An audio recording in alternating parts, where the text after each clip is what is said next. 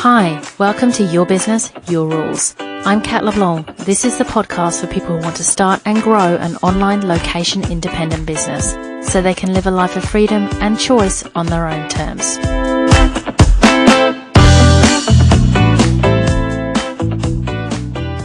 Welcome to the very first episode of Your Business, Your Rules. I'm excited that you're here with me and ready to dive into creating or growing your online business. In this podcast, I'm going to be making sense of and exploring what works in online entrepreneurship and what doesn't, so you don't have to learn the lessons the hard way and you can get to where you want to be faster. All with the promise of no BS, no scamminess, and no dodgy one-hit wonders. This is all about building a sustainable, ethical online business. Which won't happen overnight, of course, but it can happen surprisingly quickly when you focus on the right things. Because after all, what we really want for you is to get away from the boring commute and the drudge work and get to a place of doing fulfilling work where you get to decide who you work with, how you work with them, and how much you get paid. And of course, you get to make the rules. Woohoo! So let's settle in and get into our first topic. What does your business, your rules really mean? And I want to talk about this first because a business really does work as a system. And what I mean by that is some things have to be in place for it to work. So we don't have complete and total free rein here.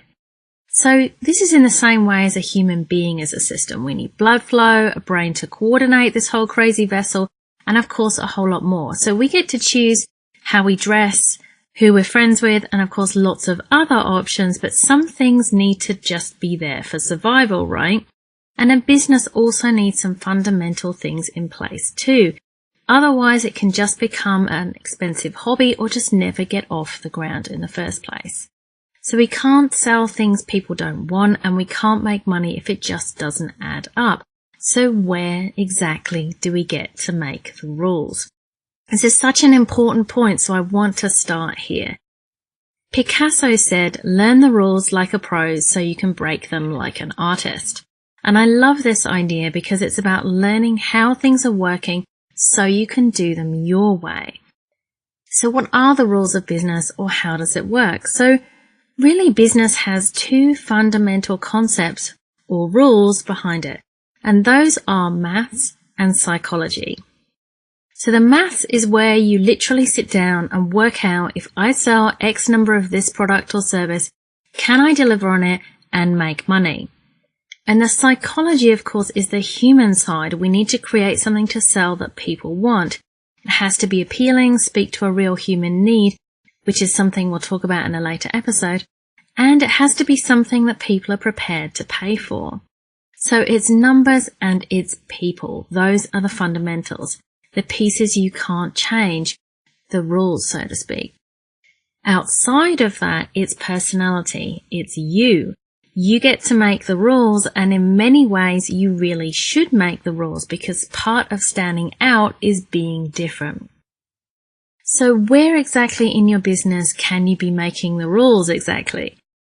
So where you get to make the rules from here is kind of like peeling the layers of an onion. It's essentially all the way through. And I like to break it down into 4 main layers of the onion. And from inside out, those are ideas, values, tasks, and environment. So let's start with your business idea or your niche. And of course, which business you choose to start is deeply personal. It's all about who you are.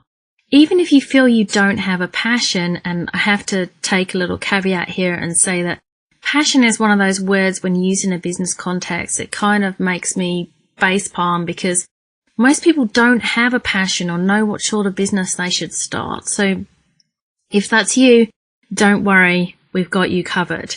So even if you don't have one big thing that you already know you want to achieve, your business idea is still going to be something that fits your experience, your interests, and your skill set.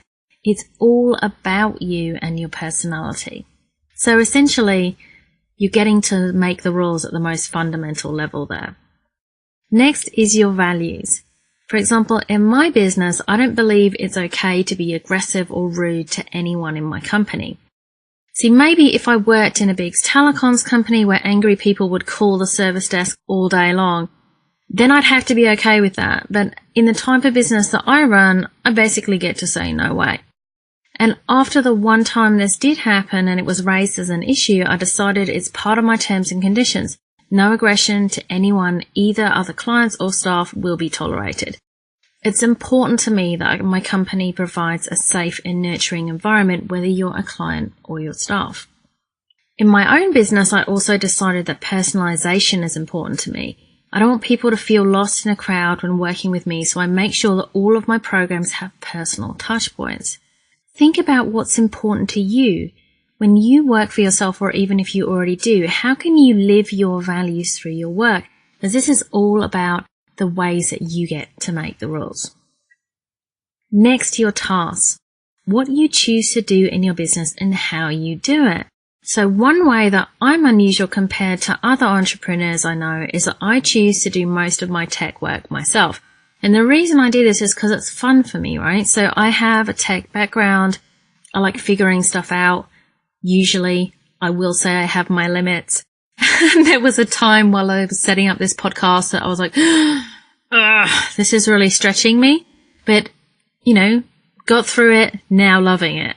And in contrast, for example, I have clients that are incredible photographers. They love to do their own design, and they bring this element of themselves into their work. Whereas with me, this is something I outsource because it's just not something I'm great at. Another example is in my marketing. I like to do everything online, so I focus on marketing that doesn't involve me needing to be anywhere. Whereas I have a business building buddy and she absolutely loves meeting people and networking in person, so she does lots of that. And we both choose our own ways to market that fit our personalities, and that's the way it should be. Lastly, your environment. Do you want to be in a co-working space so that you can bounce ideas off other people in person? Or do you prefer to be at home and just reach out to people when things come up? Personally, I live in a rainforest in Australia and I love it here and I doubt I'll ever move. So unless I'm taking my business on the road and traveling, I work from home. And that's what I want for myself. That's what I want my daily life to look like. So I choose to run my business in a way that allows me to do that. So where do you want to be? What kind of work do you want to do? How do you want to do it? What are the values that you want to bring into your business, and which is the right business idea for you? Lots to think about, and of course you don't have to decide all of this right now. The point I want to make while opening up this podcast is that in almost every area you really can make the rules. It won't come without work and it won't happen overnight, but I do think it's absolutely worth it. So what have we talked about today? We need to know the rules so we can break them. The pieces that can't be changed are the maths and the psychology, meaning human nature, and those are the integral pieces of business, the systems pieces that you can't change. Outside of that, you really can do business your way. And how you do it your way permeates through all the layers of your business. Think of the layers like an onion, from idea to values to which work you do, how you do it, and of course your working environment. And this is just the tip of the iceberg. I'm going to share some really interesting and different ways of thinking about business, and of course guide you in how you can actually start or improve your online business. And more than anything, I want you to be doing it your way. So that's the first episode of Your Business, Your Rules. I hope you've heard something new, had fun, and are feeling inspired to get working on that business of yours. I can't tell you how much fun it's been for me to start this podcast. Way more fun than I ever imagined I'd have at work. And I was using air quotes there, by the way.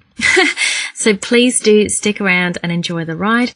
And now for the official outro.